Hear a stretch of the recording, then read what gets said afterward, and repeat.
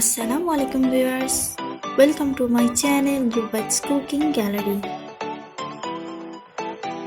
আচার পছন্দ করে না এমন মানুষ খুঁজে পাওয়া খুব কম। বর্তমানে খাবারের একটা বিশেষ উপাদানে পরিণত হয়েছে আচার। তাই আজকে বানিয়ে দেখাবো বরই'র ঝাল মিষ্টি আচার। এখানে হাফ কেজির মতো শুকনো বরই নিয়ে বোটাগুলো ফেলে ভালো মতো পরিষ্কার করে ধুয়ে নিচ্ছি। এখন পর্যাপ্ত পরিমাণ পানি দিয়ে বরইগুলো সিদ্ধ করে নিব। হলুদ লবণের প্রয়োজন নাই। 10 মিনিটের মতো হাই ফ্লেমে সিদ্ধ করে নিতে হবে। বরইগুলো সিদ্ধ হয়ে গেছে। এখন একটি ছাঁকনিতে পানি ঝরিয়ে নিব। এইবার একটি প্যানে 1 চা চামচ পাঁচফোড়ন আর 6-7টা শুকনো মরিচ টেলে নিয়ে গুঁড়ো করে নিব। আবারও চুলায় প্যান বসিয়ে দিয়ে দিচ্ছি সরিষার তেল হাফ কাপ। তেল গরম হলে দিয়ে দিচ্ছি 1 চা চামচ পাঁচফোড়ন। একটু নাড়াচাড়া করার পর দিয়ে দিচ্ছি অর্ধেক করে 4টা শুকনো মরিচ। এগুলো একটু ভেজে নেওয়ার পর দিয়ে দেব রসুন 2 টেবিল চামচ। আমি রসুনগুলো থেতলিয়ে নিয়েছি, আপনারা চাইলে রসুন কুচি ব্যবহার করতে পারেন। সব একত্রে ভেজে নিব 1 মিনিটের মতো।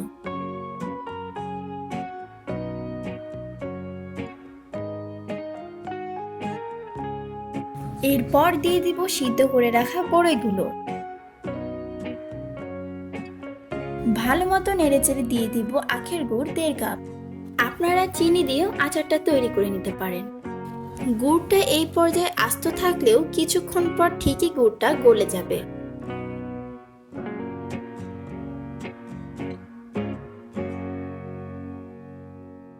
দিয়ে দিচ্ছি মরিচের গুঁড়া 1 চা চামচ, লবণ 1 চা চামচ। এগুলো ভালো মতো মিশিয়ে নিচ্ছি। গুড়টা গলে গেলে পানি বের হবে, তাই পানিটা শুকিয়ে নিতে হবে। ঘন ঘন নেড়ে যেতে হবে যাতে প্যানের তলায় লেগে না যায়। চুলার আঁচটা মিডিয়ামে রেখে আচারটা তৈরি করে নিতে হবে।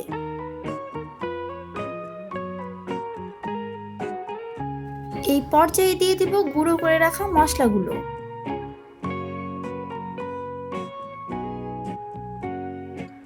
ভালো মতো নেড়ে মশলাগুলো মিশিয়ে নিতে হবে।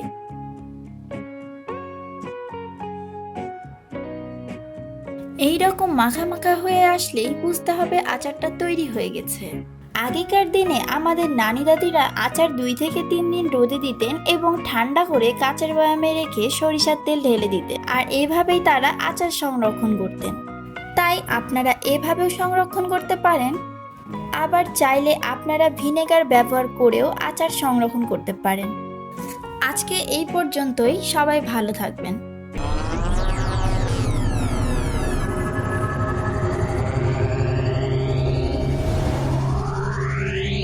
ভিডিওটি ভালো লাগলে চ্যানেলটি সাবস্ক্রাইব করে পাশে থাকা বেল আইকনটি প্রেস করে সাথেই থাকুন। আল্লাহ হাফেজ।